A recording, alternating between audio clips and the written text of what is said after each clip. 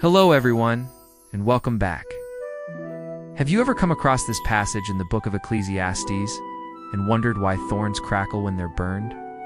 What is the hidden truth that Solomon was trying to reveal with this statement? In this video, we'll take a closer look at this mysterious verse and try to find out why thorns crackle. But first we need to understand the context. The book of Ecclesiastes is a collection of wise sayings and observations about life, written by King Solomon, the wisest man who ever lived. He covers a variety of topics such as the meaning of life, the nature of good and evil, the importance of enjoying the present moment, and the inevitability of death. However, one of the most intriguing aspects of the book is its exploration of seemingly mundane things like thorns and how they crackle when burned. In the 7th chapter of Ecclesiastes, Solomon writes, "A live coal for a wise man's folly, and a thorn in the side for the drunkard. Much better to take hold of folly than to wield the sword. The fool has more sense than the proud one who boasts of his own wisdom." Now at first glance, this verse doesn't seem to make much sense. Why would a live coal be compared to a wise man's folly, or a thorn in the side to a drunkard? And what does it mean to take hold of folly? To understand these metaphors, we need to delve deeper into the meanings of the words used by Solomon. Let's start with the word live coal. In ancient times, people didn't have matches or lighters to start fires, so they had to use things like burning mirrors or fire saws to create sparks that would ignite their tinder. A fire saw was a simple device made of two pieces of wood with some sharp teeth on the edge. When the two halves were pulled together, the friction generated enough heat to produce sparks that could catch fire. This process of creating a fire by rubbing two rough surfaces together is called flint and steel. It was a common method used by ancient civilizations around the world because it was effective and required minimal resources. Solomon uses the image of a live coal to represent the process of acquiring wisdom. Just as a fire saw produces sparks that can ignite wisdom, those who possess wisdom are able to generate new ideas and insights that can inspire others. They are like a burning coal that emits sparks of enlightenment, setting hearts on fire and lighting the way towards understanding. But there's another layer to this metaphor. Fire can also be a source of warmth and light, but it can also be destructive and dangerous. A live coal is not only a source of wisdom and inspiration, but also a potential source of harm and destruction. This is why Solomon compares a live coal to a wise man's folly. Wisdom is like a fire that can either enlighten or burn depending on how it's handled. A wise person who uses their knowledge and understanding to manipulate and control others, rather than sharing it freely, is like a live coal being tossed about recklessly, causing damage and suffering. They become a danger to themselves and those around them, and their wisdom turns into folly. Now let us move on to the second part of the verse and explore the meaning of a thorn in the side for the drunkard. To understand this metaphor, we need to look at the definition of the word drunkard. In ancient times, the term drunkard referred to someone who was addicted to strong drink. But it also carried a negative connotation of being foolish and lacking self-control. Solomon uses the image of a thorn to represent the pain and suffering caused by a drunkard's actions.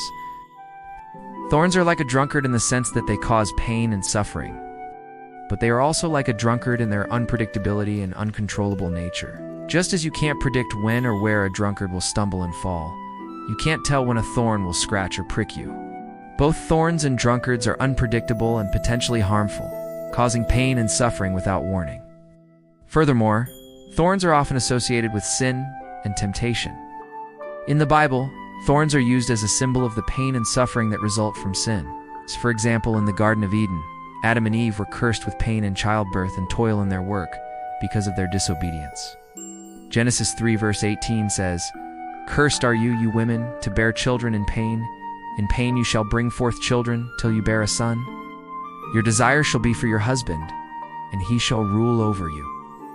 In this passage, thorns are mentioned alongside other curses, emphasizing their association with pain and suffering. Therefore, by calling a drunkard a thorn in the side, Solomon suggests that their behavior causes pain and suffering not only to themselves, but also to those around them. Their actions are like thorns that pierce the hearts of their loved ones, causing them to bleed both physically and emotionally. Finally, let's discuss the last part of the verse and try to figure out what Solomon meant by taking hold of folly.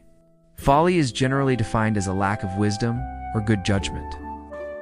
When Solomon says that it's better to take hold of folly than to wield the sword, he means that it's better to be foolish than to be violent or aggressive.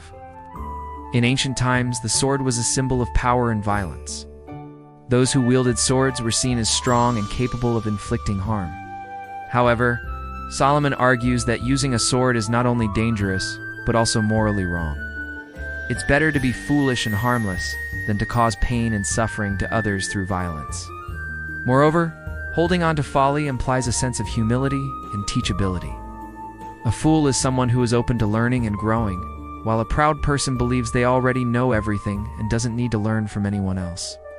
This is why Solomon says that a fool has more sense than the proud one who boasts of his own wisdom.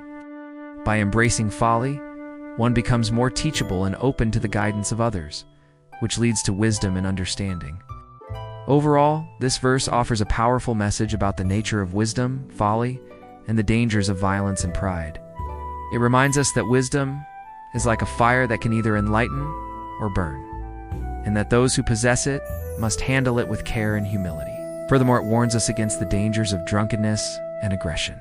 It's urging us to seek wisdom and understanding instead of relying on brute force or empty boasting. So the next time you encounter a difficult situation or face a challenge that tests your wisdom and judgment, remember the words of Solomon and choose the path of understanding, humility and peace rather than violence, pride and folly. But now we can answer the question, why thorns crackle? Let's summarize the main points we've discussed. First, the verse uses metaphors to convey its meaning. A live coal represents wisdom, and a thorn in the side represents the pain and suffering caused by a drunkard. Second, the verse teaches us that wisdom and folly are closely related. Those who possess wisdom must handle it with care and humility, otherwise it can turn into folly and cause harm to themselves and others.